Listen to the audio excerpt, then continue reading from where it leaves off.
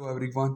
सो आज के इस वीडियो में हम लोग डिस्कस करेंगे सीए फाउंडेशन का लॉ का पेपर का डिस्कशन। ठीक है, तो बहुत ही इजी पेपर आया था, डायरेक्ट क्वेश्चंस आए थे, तो हम सबको डिस्कस करेंगे यहाँ पे। क्वेश्चन नंबर फर्स्ट की बात करें, क्वेश्चन नंबर फर्स्ट के ए पार्ट की, तो ये हमारा डायरेक्ट बुक से क्वेश्चन था और इसके अंदर तो था restraining from trade is an unlawful act. ठीक है, और ये एक अनलॉफुल ऑब्जेक्टिव और अनलॉफुल कंसिडरेशन वाला क्वेश्चन था जो हमारे बुक में दे रखा है सेम टू सेम, तो आपने ये क्वेश्चन इजीली क्लियर दिया होगा। सेकंड बात करें क्वेश्चन नंबर बी की, तो क्वेश्चन नंबर बी में A limited allotted equity shares voting rights worth ₹15 crore and issue non convertible debenture. So non convertible debenture को कंसिडर नहीं करते और उसकी पेडअप कैपिटल है वो 100 करोड़ है। सो आप सभी को पता होगा अगर 20% और उससे ज़्यादा है तो वही एसोसिएट कंपनी मानी जाती है, तो उस पर हमें कमेंट करना था।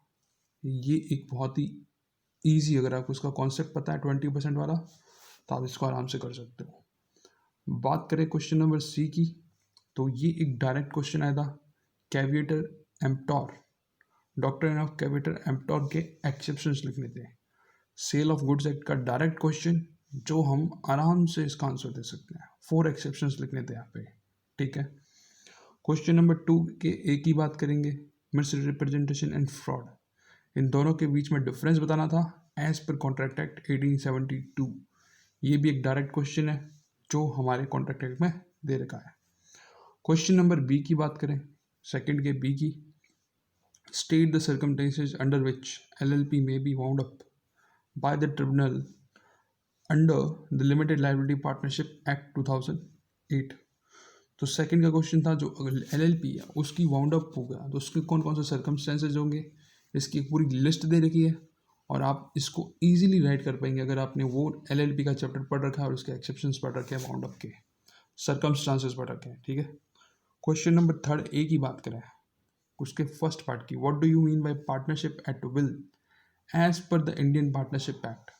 तो पार्टनरशिप एट विल ये स्पेसिफिकली उस एक्ट के अंदर दे रखा है और ये आपने आराम से क्वेश्चन कर दिया होगा। क्वेश्चन नंबर 2 की बात करें, ए के 2 की, comment on the right to accept expel partner must be excel in good faith. So यहाँ हम डिस्कस कर लेते हैं कि जो पार्टनर्स को एक्सपेल करते हैं वो एक गुड फेथ में होना चाहिए, चाहे आपने ज़्यादा पार्टनर्स ने उसको एक्सपेल करने के लिए रजामंदी दे दी, बट जो एक्सपेल करेंगे उसमें गुड फेथ होना बहुत इंपॉर्टेंट है। तो सबसे पहली कंडीशन ही गुड फेथ आ जाती है और भी कुछ कंडीशंस हैं वो भी फुलफिल करनी पड़ती है। ठीक है, तो ये क्वेश्चन नंबर ए का, मैं डायरेक्ट क्वेश्चन को इसलिए डिस्कस नहीं कर रहा क्योंकि वो आपको बुक में मिल जाएंगे उसका आंसर, तो उसको मैं यहाँ पर डिस्कस नहीं कर रहा। क्वेश्चन नंबर बी की बात करें, बी का first part, referring the provision of Indian Partnership Act के हिसाब से what are the consequences for non registration of partnership firm. तो ये भी एक डायरेक्ट क्वेश्चन है, आप इसको बुक ओपन करेंगे पार्टनरशिप का, उसमें आपको इसका आंसर डायरेक्टली मिल जाएगा। ठीक है, क्वेश्चन नंबर 2 की बात करें, बी के 2 की, what are the rights which would not affected by non registration of partnership form. So ये भी एक डायरेक्ट क्वेश्चन है, like what are the rights which would not affect the non registration of partnership form. ठीक है, question number C के first part की बात करें, ये अपने को कॉन्ट्रैक्ट एक्ट के हिसाब से इसका आंसर देना है। First, Mr S and Mr R made a contract wherein Mr. X agreed to deliver paper cup manufacture machine to Mr. R and to receive payment on delivery. On the delivery date, Mr. R did not pay the agreed price. Decide whether Mr. S is bound to fulfill this promise at the time of at the time of at the, at the time of delivery. So ये एक breach of contract का question है, अगर breach of contract है तो उसके basis पे आपको इसका आंसर देना है। ठीक है, तो decide whether Mr S is bound to fulfil this promise at the time of delivery. तो अगर आपने ब्रीच ऑफ कॉन्ट्रैक्ट का कॉन्सेप्ट पढ़ के रखा है, आपको उसका क्लियरिटी है, तो आप उसको इसका आंसर आराम से दे पाएंगे और मुझे नहीं लगता इसको ज़्यादा डिस्कस करना चाहिए, क्योंकि ब्रीच ऑफ कॉन्ट्रैक्ट का अगर कॉन्सेप्ट पढ़ रखा है तो आप इसका आंसर दे पाएंगे। क्वेश्चन नंबर सेकंड की बात करें, Y given loan ₹30 lakh to Mr G defaulted the loan. ठीक है, and Mr. G agreed to settle the full amount to Y whether acceptance of time-based debt contract is enforceable by law. So yes, this is valid and this is enforceable by law. ठीक है, इसका answer है। Question number third की बात करें, A and B entered into a contract to supply unique item alternate of which is not available in the market. So एक unique service दे रहा है. सो ये एक स्पेसिफिक परफॉर्मेंस का क्वेश्चन है. तो उसने पूछा है what direction could be given by court for breach of such contract. सो वहाँ पे एक स्पेसिफिक परफॉर्मेंस का शूट किया जा सकता है, शूट फाइल किया जा सकता है और उसके अंदर कोर्ट के डायरेक्शंस होंगे वो उसको फॉलो करने पड़ेंगे. ठीक है. क्वेश्चन नंबर 4 ए की बात करें. क्वेश्चन नंबर 4 ए था explain the six circumstances in detail in which non owner can convey better title of bonafide purchase of goods for the value as per sale of goods act. So यहाँ पे non owner की कुछ conditions थी तो उसके अंदर काफ़ी लोग आ जाते हैं. सिर्फ सर्कमस्टेंसेस बात है बट इसमें हमने काफ़ी बड़ी लिस्ट पढ़ के रखी है जिसके अंदर रीसेलर होता है या मर्केंटाइल एजेंट्स होते हैं. तो डिफरेंट सर्कमस्टेंसेस होते हैं. आपको सिर्फ 6 वो सर्कमस्टेंसेस लिखने हैं. हमने जो बुक्स के अंदर पढ़े वो 6 से भी ज़्यादा सर्कमस्टेंसेस है. ठीक है. तो ये एक बहुत ईजी क्वेश्चन था, डायरेक्ट क्वेश्चन था. आगे क्वेश्चन नंबर बी की बात करें. 4 के बी की.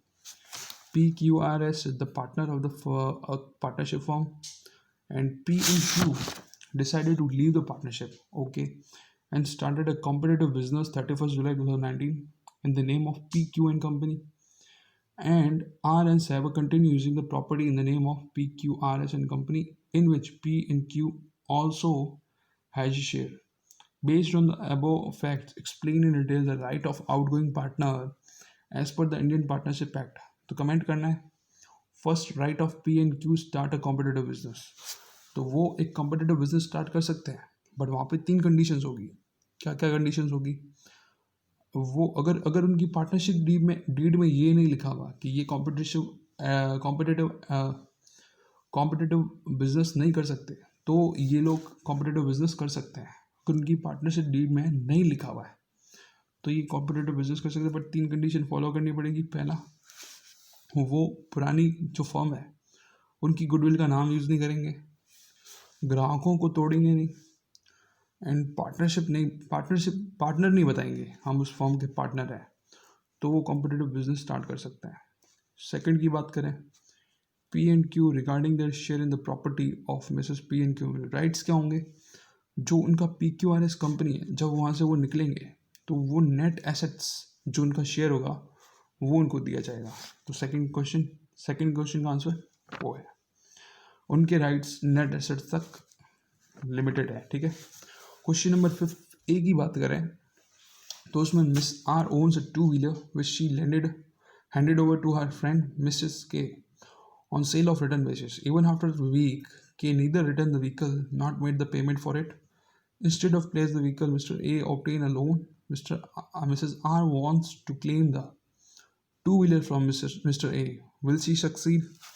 तो इसमें जो गुड्स के साथ ओनर है, ठीक है, तो proper in goods sale by the, so ये नॉट वैलिड है. Plus absolute. तो इसके अंदर जो क्वेश्चन है, first examine with the reference of the provision of the sale of goods act what resources available. Resources क्या अवेलेबल है कि मिसेस आर है जब पेमेंट करेंगे उसके बाद ही उनको जो व्हीकल है वो मिल पाएगा. Second, would your answer be different if had been expressly provided that would be remain property of Mrs. until the price has been paid. तो इसका क्वेश्चन आंसर आपको आराम से मिल जाएगा. क्वेश्चन नंबर बी की बात करें तो उसके अंदर सेक्शन 8 की जो कंपनी है which are not applicable for other company. Significant points कौन कौन से, what are the significant applicable नहीं होते. तो सेक्शन 8 की कंपनी के लिए 3 पॉइंट्स तो मेरे को याद है और बाकी भी पॉइंट्स मैं डिस्कस कर सकता हूँ बट वो मैनेजमेंट का रेमुनरेशन की जो कमेटी होती है वो बनाने से रिलैक्सेशन मिल जाएगा. ऑडिट कमेटी बनाने की कुछ ज़रूरत नहीं है. थर्ड पॉइंट, जो मैक्सिमम नंबर ऑफ डायरेक्टर्स है उसके लिए भी रिलैक्सेशन मिल जाएगा. और भी काफ़ी सर्कमस्टेंस सिग्निफिकेंट पॉइंट्स है जो सेक्शन 8 कंपनी के लिए एप्लीकेबल नहीं होते. ठीक है. और क्वेश्चन नंबर 6 ए की बात करें, enumerate the difference between wagering contract and contract of insurance. जो कॉन्ट्रैक्ट ऑफ इंश्योरेंस होता है वो होता है कंटिंजेंट कॉन्ट्रैक्ट. ठीक है. और जो वेजरिंग कॉन्ट्रैक्ट होता है वो वेजरिंग कॉन्ट्रैक्ट होता है.